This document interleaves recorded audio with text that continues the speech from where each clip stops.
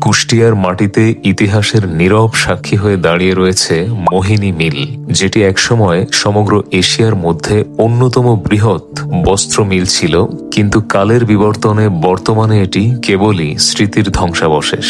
1908 সালে এই মোহিনী মিল প্রতিষ্ঠা করেছিলেন মোহিনী মোহন চক্রবর্তী। সে সময় থেকেই এখানে তৈরি হতো শাড়ি, ধুতি, চাদর, বেডশিট, যেগুলোর সুনাম ছড়িয়ে পড়েছিল বাংলাদেশ সহ ভারতবর্ষের সীমানা পেরিয়ে বিশ্বের বিভিন্ন স্থানে।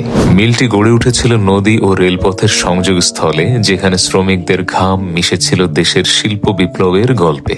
দিনরাত চলত তাঁতের শব্দ, ধোঁয়ায় ভরত আকাশ, সেই শব্দই ছিল কুষ্টিয়ার প্রাণস্পন্দন।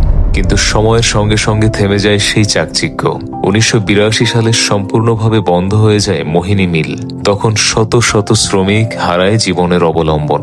আজ এখানে শুধু পড়ে আছে ভাঙা দেয়াল, মরিচা ধরা লোহার কাঠামো, আর বাতাসে ভেসে বেড়ায় এক হারিয়ে যাওয়া যুগের গল্প।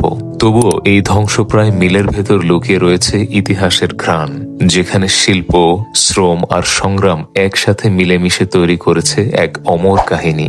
কুষ্টিয়ার মোহিনী মিল একটা সময়ের গৌরব, আজ শুধু সময়ের সাক্ষী। কর্তৃপক্ষের অনুমতি না থাকার কারণে এই ঐতিহাসিক স্থাপনাটির ভেতরের চিত্র আপনাদেরকে দেখাতে পারিনি, তাই বাইরে থেকে কিছুটা দেখানোর চেষ্টা করলাম।